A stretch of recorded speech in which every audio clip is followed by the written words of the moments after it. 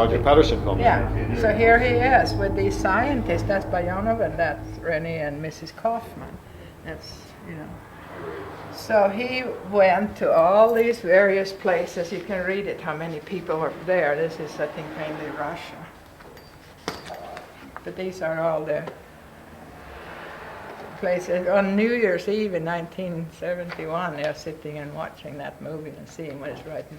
There's a 91-page research paper here about the authenticity of the film, because that's what he was interested in those days. We've seen it, just had it. So they saw all those professors in Stockholm and Helsinki and Moscow. They were there. Well, it started on December 1st in 71 in Stockholm, Department of Anatomy in Karolinska, well, it used to be a hospital, Karolinska Institute. And in Helsinki, he was in there and seeing some zoologist, Björn Kortén, right? I have some of his books here.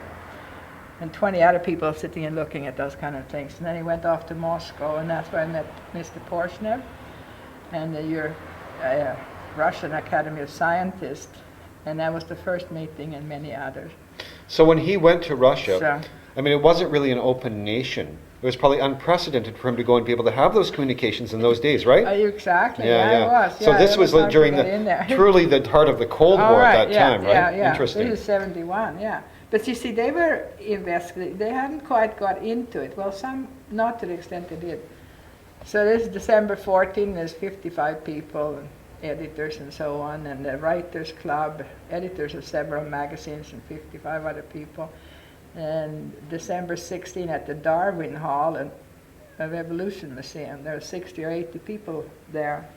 And and they are interested in snowman research. Abominable Snowman, yeah. Yeah, and then there's Technical Youth magazine, there was a lot of people. Did they have a name for it in Russia? Well, there's many names because it's such big sections. Right, but was there one specific name? And, that's the main one that people are talking about. There are so many different languages. They all had their own name, say in the various areas. And and this one here in Russia, on December 18th, there was the 300 to 400 people present at the Writers Club again. And there was Technical Youth magazine sponsored that. So one could assume that when Rene went there, that was unprecedented. And in fact, he was probably the only person that's ever been there and done that research. Yeah, nobody. And communicated with these people. No, nobody had. There was Did he maintain correspondence with the Russian scientists after the fact? For his number of years? How about, do they know of his passing? And yeah, they do. Yeah, they knew that. Did they contact you? A few minutes after he was gone, they knew that, yeah. Right.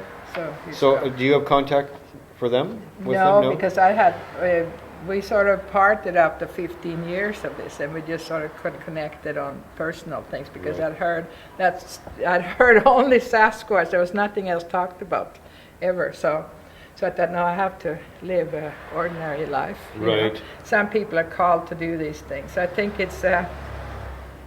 One time I phoned him and I said, "Here, I have this clipping of this man that just passed away way up north, an Indian man." And he said, "Oh, I have that one already." So I thought, I'll give up. I had a wood stove and I just put it in, and I really regret that, because it was about an Indian man who was keeping the story of a supernatural being, they used to call it, that had lived way up north where this tribe was. The story was that once, maybe 2,000 years earlier, some long time ago, this being had come down and scared all the people out of their village, and not just scared them, it terrified them, so they went really far away from their village. And then after a while, a huge mountain just slid down and covered the village and everything. But they were, and he was with them, and they were safe where they were, so he saved that village. And then they made a totem pole eventually. He's in the bottom. And this old man, that was his story to carry on from generation to generation, because that's how they moved their knowledge forward. So I thought, in those days it was only the Indians that knew or talked about the Sasquatches. And then suddenly the white people start talking about it, or they told us, like Mr. Östman was the first one that we know of, was 1924, of the white settlers, so to speak, that started to pick up these beings out in the bush and seeing them and bringing back the stories, and people says, no, you just had too much to drink and things like that. So then I realized that when after I'd thrown that paper away, I realized this is what Rene was for that section of society. Right. He was the story keeper. He couldn't afford to say, oh, how's your garden growing, or how did that jam work out? Right. He was there. And I sat in a hotel room, and it happened to be Thanksgiving, and I just saw this beautiful little brownstone church, just across the square essentially, and I thought, oh yeah, I should go over there, it's getting like 11 o'clock, and might as well nothing to do. So I walked over there and sat at the sermon. It was pleasant, very nice, and this and that, and I thought, okay, I guess that was that, and I'll go back to do whatever I want to do.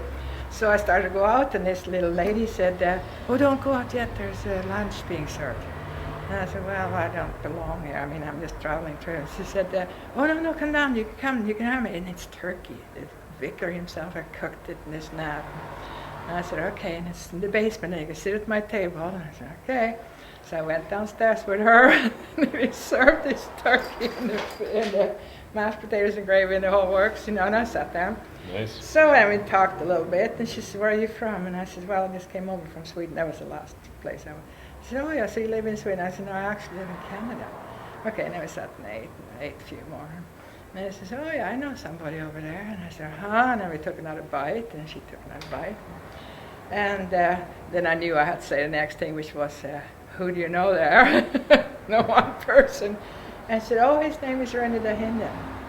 And I said, right, yeah. And I ate another bit.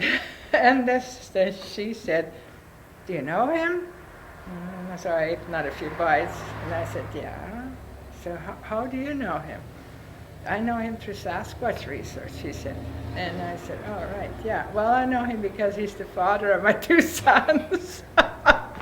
So then we had this big conversation, obviously. I mean, there's a lot of people in London. It's just coming up, and I just see that. So through that, and it also turned out that she desperately needed someone who had aches and pains. And her name was Odette Chernin. Okay. And so she was doing research all over the place over there. But I mean, the circumstances in these things are such that you sort of wonder. I mean, it's beyond whatever, all your luck, coincidence, and so on. It's beyond all that. So then you know that this is something we've got to do. A synchronicity of sorts. Yeah, exactly. So it's beyond, it goes on other planes somehow. Yeah. So that's what came in at that point, and then it was really fun. So she also wrote poetry, and she had a book, but she didn't have one there. It was Sunday and so on. But she gave me her poetry book, and then we parted. I wrote a few letters back and forth, and then I sort of lost her. And then going through the boxes now, here are these old tapes. And there's one that's really funny, and it says Odette Chernin on it, and it was done in Vancouver. Mm-hmm. Some, I don't know, 70 somewhere. And she's being interviewed in Vancouver at the radio station, I suppose, and for a program there.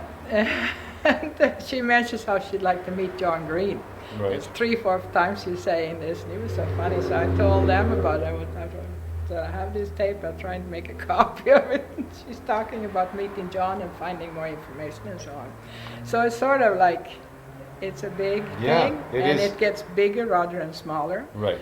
And the reason for having this too was to see are there more stories. So we talked about it, So nearly everybody that comes in knows somebody who has seen it. I mean, when Rene was initiating his initial investigation and research, he was able to talk to First Nations people, wasn't he? Yeah. He was able to talk to elders, which have since passed away. So those days are gone. Yeah. We don't have those people anymore. So he's probably the only person to actually have the communications with the native elders in relation to the creature. And any other people that came. And John would be the one that, he put it in books because he had a newspaper at the time in Angus. He was the editor, publisher. Yeah, exactly. So he had that. I never forget when we got that Mr. Osman, when his scribbler came. He was handwritten in a scribbler, school scribbler, and that was quite amazing. And then when we went to see him, and he didn't have any imagination whatsoever because they sort of asked a few questions and he just went blank. So you could see that he couldn't make up a story or anything. No, that's true. And he told me the details. I don't know if he wrote, but he told the details about the fingernails. They were rounded like ours. That's right. Yeah. And they flat or maybe concave. So And I just to be guess John Green is the last. Yeah, that has all that knowledge from that time. Yeah. Yeah. We did a great Yeah. interview with him. Yeah. But he's not always been treated graciously by the press. And much like Rene, after the Kokanee commercials, that changed things a little bit. It became more of the Sasquatch became less of a creature and more of a joke, a character, if you will. But the people know that he was serious. Oh, I know. You know, But maybe not so the I average think- person watching a Kokanee commercial. I sort of think they get the feeling of that because he had done it so long. Most Right. people didn't know in BC. I don't know. Well, he was probably the only international investigator Yeah. with that type of background and extensive research over years and years and years. Yeah. Yeah, we wrote, because he didn't write English, we wrote to all the people that were climbing over in Tibet in the mountains, and so Ralph we had all kinds of correspondence with those people. Right. I haven't got through all the boxes because I thought, well, I saw them, I read them, and we answered them. So that's from way back there. So you have all the correspondence still? More than likely. Yeah. Because I'm just Must be looking. just volumes of material. Yeah, so I don't So much know. I information. haven't had time to look through that, so No. eventually I might or I may not. I don't Well, know. I mean, I think it's important that you maybe link up with some people that would find a vested interest in going through the material and making comparisons between there's so much information Yeah.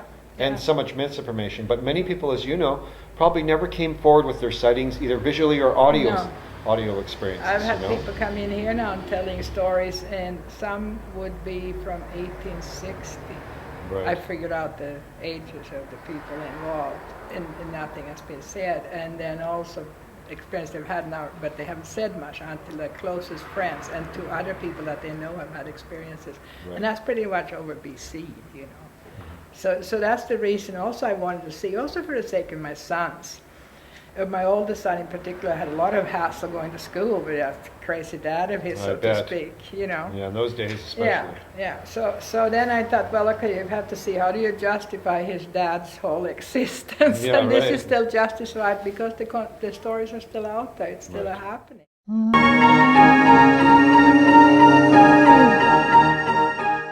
And that's a wrap.